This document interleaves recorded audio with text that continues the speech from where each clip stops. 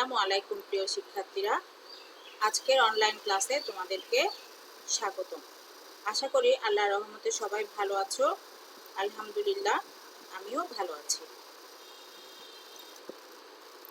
আমি নিগার সুলতানা, সহকারী শিক্ষক, পূর্ব Baklia city corporation girls high school and college.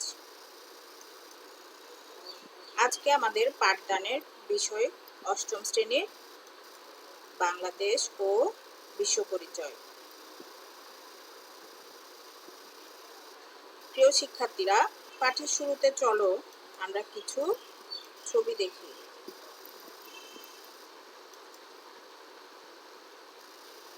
তোমরা নিশ্চয় জানো এটি কোন দেশের মানচিত্র? হ্যাঁ, এটি বাংলাদেশের মানচিত্র। দ্বিতীয় চিত্রটিতে কি দেখানো হয়েছে? সরকার গঠন করার জন্য জাতীয় সংসদে নির্বাচিত সংসদ সদস্যদের শপথ গ্রহণ। এর পরের চিত্রে কি দেখানো হয়েছে?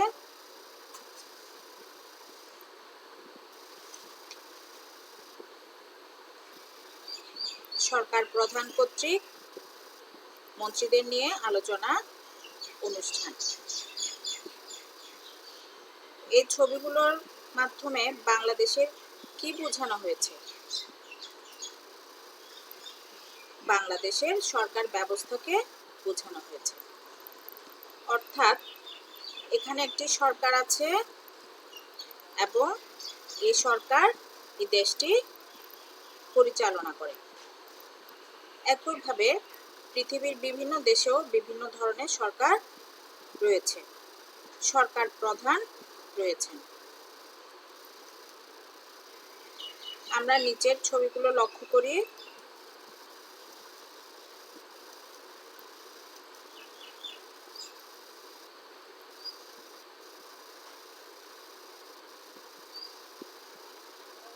নিচের লাইনের প্রথম চিত্রে এক নায়ক শাসক হিটলারের ছবি দেখতে পাচ্ছি, সেই সাথে মার্কিন প্রেসিডেন্ট ডোনাল্ড ট্রাম্পের ছবি এবং ইংল্যান্ডের রানী দ্বিতীয় এলিজাবেথের ছবি দেখতে পাচ্ছি।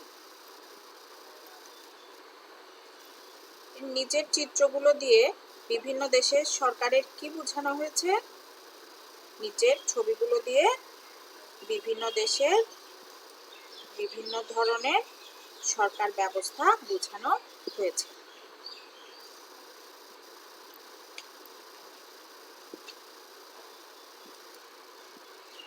অর্থাৎ আজকে আমাদের আলোচনার বিষয় হলো সরকারের বিভিন্ন ধরন, অধ্যায় 7।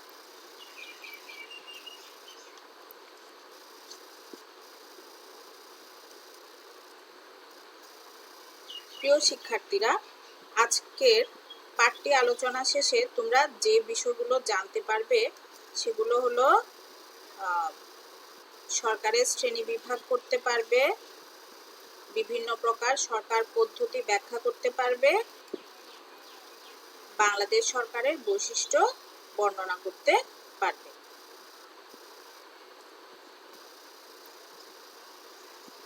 সরকারের শ্রেণী বিভাগ আলোচনার পূর্বে আমরা জেনে নিই রাষ্ট্র এবং সরকার কি। রাষ্ট্র হচ্ছে একটি পূর্ণাঙ্গ এবং স্থায়ী রাজনৈতিক প্রতিষ্ঠান। রাষ্ট্র গঠনের জন্য 4টি উপাদানের প্রয়োজন। 1. নির্দিষ্ট ভূখণ্ড, 2. সরকার, 3. জনসংখ্যা, 4. সার্বভৌমত্ব। তাহলে দেখা যাচ্ছে সরকার হচ্ছে রাষ্ট্রের অপরিহার্য 4টি মৌলিক উপাদানের একটি উপাদান। এটি রাষ্ট্রের মূল চালিকা শক্তি।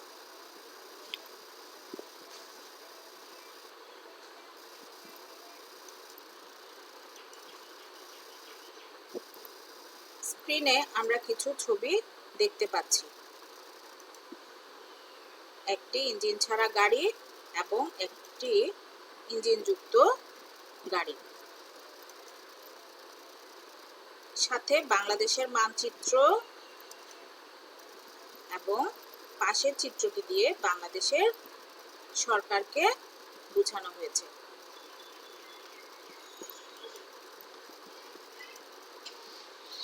অর্থাৎ এটি একটি রাষ্ট্র এবং সেই রাষ্ট্রকে পরিচালনা করে সরকার। অর্থাৎ ইঞ্জিন ছাড়া গাড়ি যেমন চলতে পারে না, তেমনি সরকার ছাড়া একটি রাষ্ট্র পরিচালিত হতে পারে না। রাষ্ট্র পরিচালনা সংক্রান্ত সকল কাজ সরকারের মাধ্যমে সম্পাদিত হয়। অর্থাৎ সরকার হচ্ছে রাষ্ট্রের পরিচালক স্বরূপ।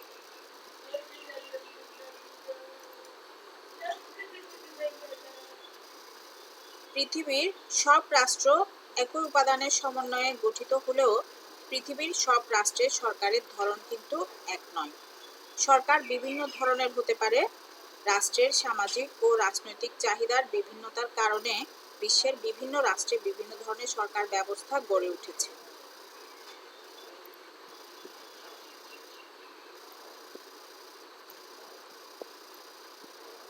বর্তমানকালে সরকারকে নিচের ছক অনুযায়ী শ্রেণীবিভাগ করা যায়: গণতন্ত্র, একনায়কতন্ত্র, নিয়মতান্ত্রিক রাজতন্ত্র, প্রজাতন্ত্র, যুক্তরাষ্ট্রীয় এককেন্দ্রিক, মন্ত্রিপরিষদ শাসিত, রাষ্ট্রপতি শাসিত, যুক্তরাষ্ট্রীয় এককেন্দ্রিক, যুক্তরাষ্ট্রীয় এককেন্দ্রিক। প্রথমে আমরা ছকটি ভালোভাবে লক্ষ্য করি, এরপর আমরা গণতন্ত্র, একনায়কতন্ত্র, নিয়মতান্ত্রিক রাজতন্ত্র, প্রজাতন্ত্র, যুক্তরাষ্ট্রীয় এককেন্দ্রিক, মন্ত্রিপরিষদ শাসিত সরকার, এগুলো সম্পর্কে বিস্তারিত জানব। বিভিন্ন দৃষ্টিকোণ থেকে সরকারকে বিভিন্নভাবে শ্রেণীবিভাগ করা যায়। সরকারকে প্রধানত দুইটি ভাগে ভাগ করা যায়: গণতন্ত্র এবং একনায়কতন্ত্র। রাষ্ট্রপ্রধানের ক্ষমতার উপর ভিত্তি করে সরকারকে দুই ভাগে ভাগ করা যায়: এক হচ্ছে রাজতন্ত্র, দুই প্রজাতন্ত্র। ক্ষমতা বন্টনের নীতির উপর ভিত্তি করে নিয়মতান্ত্রিক রাজতন্ত্রকে দুই ভাগে ভাগ করা যায়: যুক্তরাষ্ট্রীয় সরকার, এককেন্দ্রিক সরকার।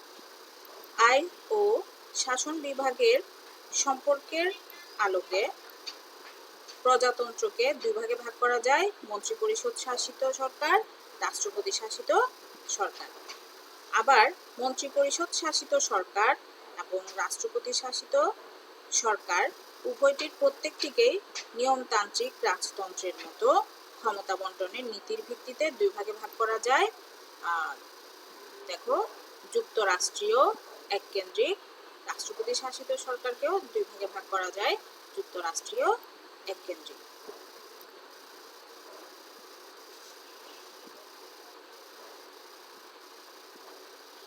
চলো এবার আমরা গণতন্ত্র, একনায়কতন্ত্র, নিয়মতান্ত্রিক রাজতন্ত্র, প্রজাতন্ত্র এগুলো সম্পর্কে আরো বিস্তারিত জানার চেষ্টা করি।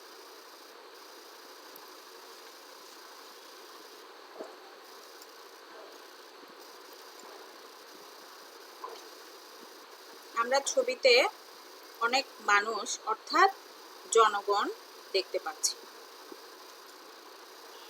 এরপরের ছবিতে ভারতের নির্বাচিত সরকার প্রধান এবং এরপরের ছবিতে ভারতের মন্ত্রিসভার সদস্যদের দেখতে পাচ্ছি। উপরের প্রথম এই তিনটি ছবির মাধ্যমে ভারতের প্রধানমন্ত্রী নরেন্দ্র মোদীর জনগণের ভোটে নির্বাচনের প্রক্রিয়া দেখানো হয়েছে। অর্থাৎ ছবিগুলোর মাধ্যমে বোঝানো হয়েছে গণতন্ত্র হচ্ছে এমন একটি শাসন ব্যবস্থা যে শাসন ব্যবস্থায় জনগণ তাদের পছন্দের রাজনৈতিক দল বা ব্যক্তিদের ভোট দিয়ে জয়যুক্ত করে। নির্বাচিত প্রতিনিধিরা সরকার গঠন করে ও দেশ পরিচালনা করে।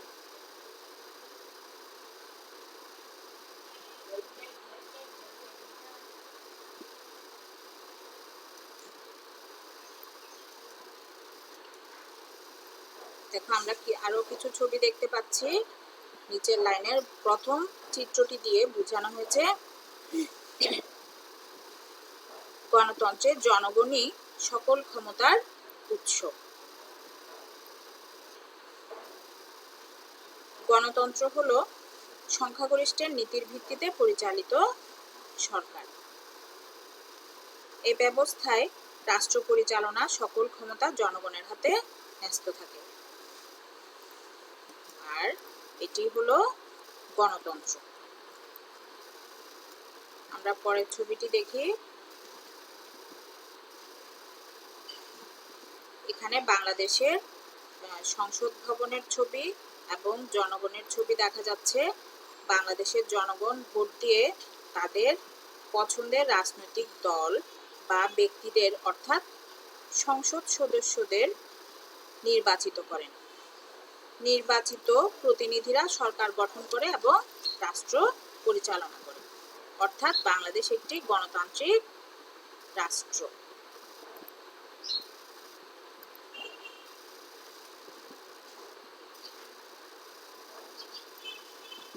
এবার আমরা ছবিতে একজন সাবেক রাষ্ট্রনায়ককে দেখতে পাচ্ছি, যিনি তার কর্মকাণ্ডের জন্য সারা পৃথিবীতে কুখ্যাত হয়ে আছেন। তোমরা কি জানো তিনি হলেন জার্মানির সাবেক একনায়ক হিটলার। আমরা পাশের ছবিতে বাকরুদ্ধ একজন ব্যক্তিকে দেখতে পাচ্ছি, যার বাক স্বাধীনতা হরণ করা হয়েছে।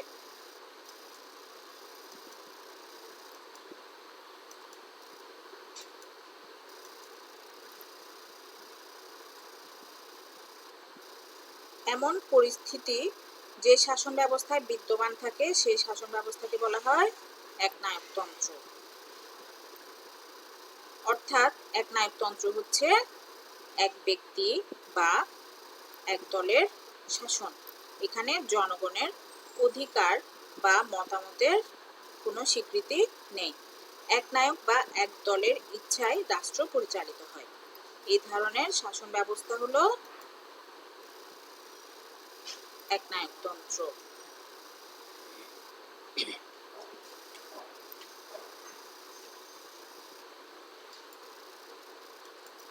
এরপর আমরা পরের ছবিগুলো দেখি।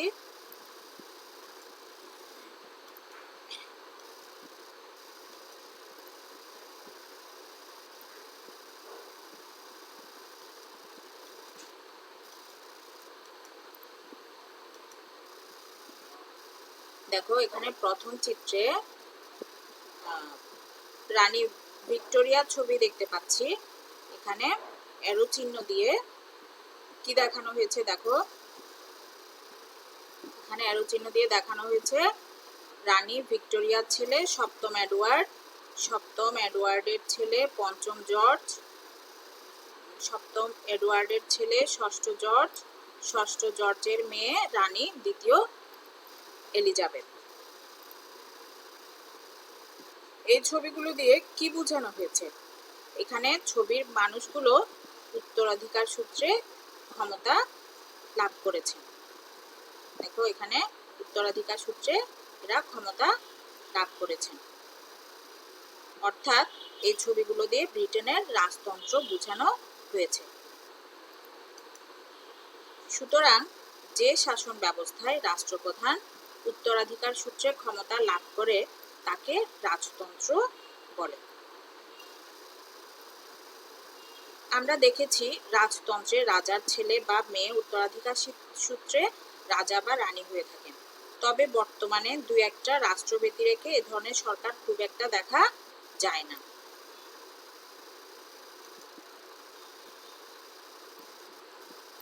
যেমন সৌদি আরবে রাজতন্ত্র চালু আছে।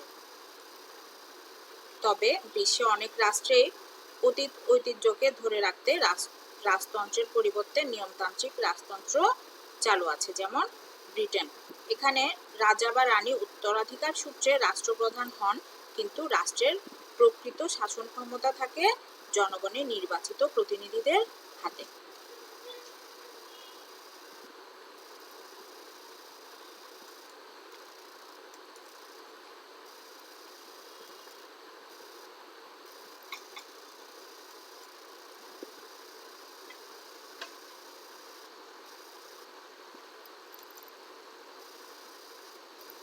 ছবিগুলোর দিকে লক্ষ্য করো। এই ছবিতে আমরা রাষ্ট্রের নাগরিক ও ভোটারদের দেখতে পাচ্ছি, যারা সরাসরি ভোট প্রদান করছেন, ভোট দিয়ে জাতীয় সংসদের সদস্যদের নির্বাচিত করছেন এবং এই নির্বাচিত সদস্যরা পরবর্তীতে রাষ্ট্রপতি নির্বাচিত করছেন। অর্থাৎ এখানে দেখানো হয়েছে যে জনগণ সরাসরি রাষ্ট্রপ্রধান নির্বাচিত করছে না, তারা পরোক্ষভাবে রাষ্ট্রপ্রধান নির্বাচিত করে থাকেন। সুতরাং যে সরকারের রাষ্ট্রপ্রধান জনগণের প্রত্যক্ষ বা পরোক্ষ ভোটে নির্বাচিত হন, সে সরকার হলো প্রজাতান্ত্রিক সরকার। বাংলাদেশে এই ধরনের শাসন ব্যবস্থা রয়েছে।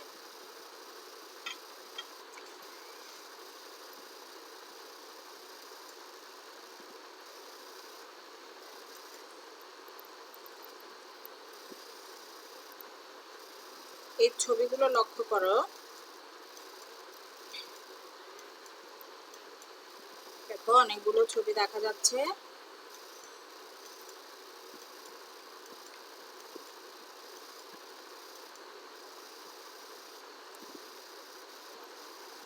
ছবিগুলোতে আমরা ভারতের লোকসভা এবং বিধানসভা দেখতে পাচ্ছি। এখানে লোকসভা দিয়ে ভারতের কেন্দ্রীয় সরকার এবং বিধানসভাগুলোর মাধ্যমে ভারতের রাজ্য সরকারকে বোঝানো হয়েছে।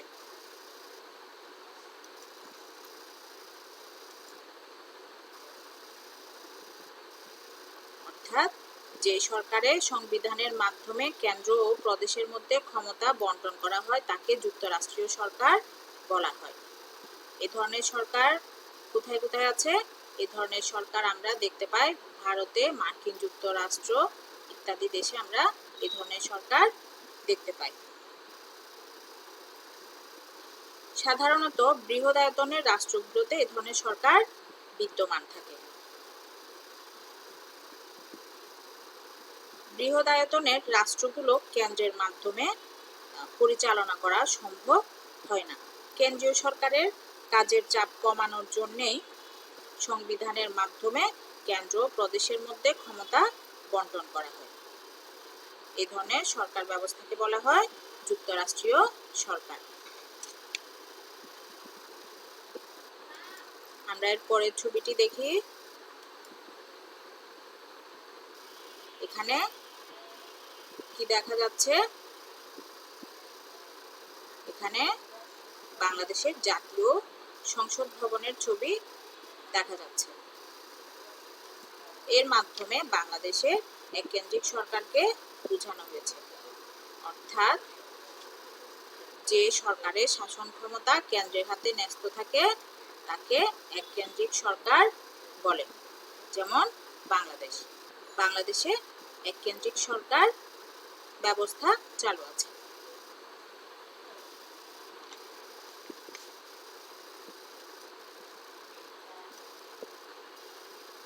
আমরা পরের ছবিগুলো দেখি।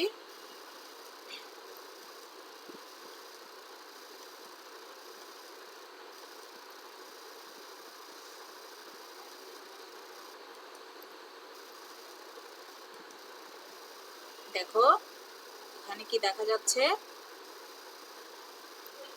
আমরা এই চিত্রটিতে দেখতে পাচ্ছি আইন ও শাসন বিভাগের সম্পর্কের ভিত্তিতে সরকারকে দুই ভাগে ভাগ করা যায়, মন্ত্রিপরিষদ শাসিত সরকার এবং রাষ্ট্রপতি শাসিত সরকার। মন্ত্রিপরিষদ শাসিত সরকারের শাসন বিভাগ আইন বিভাগের উপর নির্ভরশীল দায়ী থাকে। এই শাসন বিভাগ আইন বিভাগের উপরে কি থাকে? নির্ভরশীল থাকে এবং দায়ী থাকে। কিন্তু রাষ্ট্রপতি শাসিত সরকারের শাসন বিভাগ আইন বিভাগের উপর নির্ভরশীল বা দায়ী থাকে না।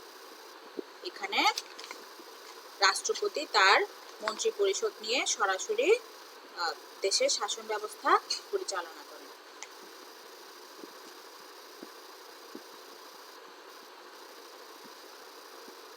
এতক্ষণ আমরা বিভিন্ন ধরনের সরকার পদ্ধতি নিয়ে আলোচনা করেছি। এখন আমরা দেখব বাংলাদেশে কি ধরনের সরকার বিদ্যমান রয়েছে?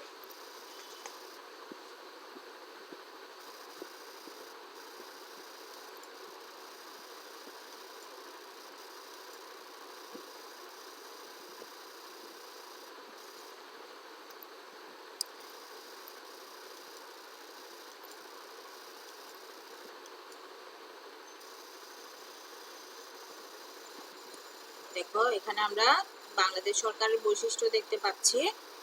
আমরা দেখেছি সরকারকে প্রধানত দুই ভাগে ভাগ করা যায়, গণতন্ত্র এবং একনায়কতন্ত্র।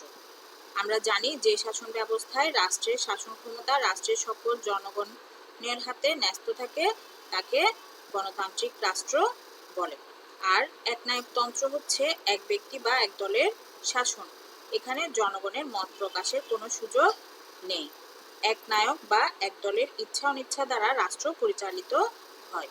এই দৃষ্টিকোণ থেকে বিচার করলে দেখা যায় বাংলাদেশ একটি গণতান্ত্রিক রাষ্ট্র, কারণ এখানে বহু রাজনৈতিক দল রয়েছে, জনগণের মত প্রকাশের স্বাধীনতা রয়েছে, জনগণ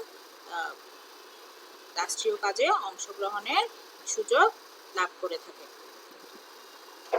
আবার রাষ্ট্রপ্রধানের ক্ষমতার উপর ভিত্তি করে সরকারকে দুই ভাগে ভাগ করা যায়, রাজতন্ত্র এবং প্রজাতন্ত্র। আমরা জানি রাজতন্ত্রে রাষ্ট্রপ্রধান উত্তরাধিকার সূত্রে ক্ষমতা লাভ করেন, আর প্রজাতন্ত্রে রাষ্ট্রপ্রধান জনগণের প্রত্যক্ষ বা পরোক্ষ ভোটে নির্বাচিত হন। আমরা দেখেছি আমাদের দেশের রাষ্ট্রপ্রধান জনগণের পরোক্ষ ভোটে নির্বাচিত হয়ে থাকেন।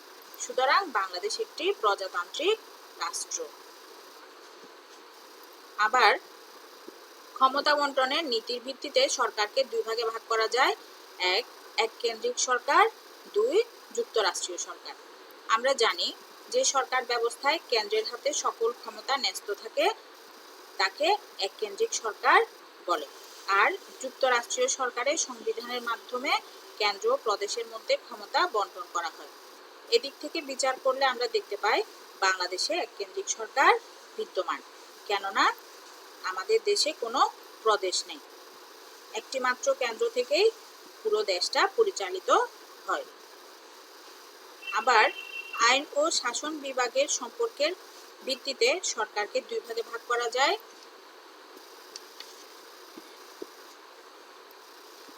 এক মন্ত্রিপরিষদ শাসিত বা সংসদীয় সরকার, দুই রাষ্ট্রপতি শাসিত সরকার। সংসদীয় সরকারের শাসন বিভাগ আইন বিভাগের নিকট দায়ী ও নির্ভরশীল থাকে, রাষ্ট্রপতি শাসিত সরকারের শাসন বিভাগ আইন বিভাগের উপর নির্ভরশীল বা দায়ী থাকে না। এই দৃষ্টিকোণ থেকে বিচার করলে দেখা যায় বাংলাদেশে মন্ত্রিপরিষদ শাসিত সরকার বিদ্যমান রয়েছে।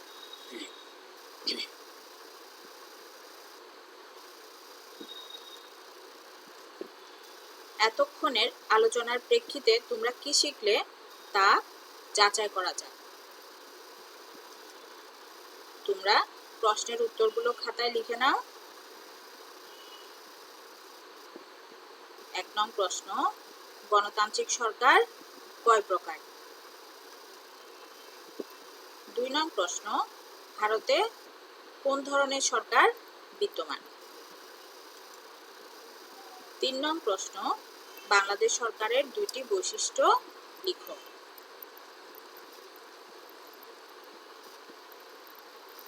তোমরা নিশ্চয়ই উত্তরগুলো খাতায় লিখে নিয়েছো এতক্ষণে। আমি উত্তরগুলো মুখে বলছি, তোমরা মিলিয়ে নাও। গণতান্ত্রিক সরকার কয় প্রকার? গণতান্ত্রিক সরকার 2 প্রকার। ভারতে কোন ধরনের সরকার বিদ্যমান? ভারতে যুক্তরাষ্ট্রীয় সরকার বিদ্যমান। বাংলাদেশ সরকারের 2টি বৈশিষ্ট্য লিখো। আমরা বাংলাদেশ সরকারের বেশ কয়েকটি বৈশিষ্ট্য সম্পর্কে জেনেছি, যেমন বাংলাদেশ একটি গণতান্ত্রিক রাষ্ট্র, এখানে প্রজাতান্ত্রিক সরকার বিদ্যমান, তারপর এখানে কেন্দ্র থেকে শাসন কার্য পরিচালিত হয়, সংসদীয় তথা মন্ত্রিপরিষদ শাসিত সরকার ব্যবস্থা এখানে বিদ্যমান। নিশ্চয় তোমরা এই বৈশিষ্ট্যগুলো থেকে 2টি বৈশিষ্ট্য তোমরা নিশ্চয়ই লিখেছ। এবার তোমাদের জন্য একটি বাড়ির কাজ থাকলো।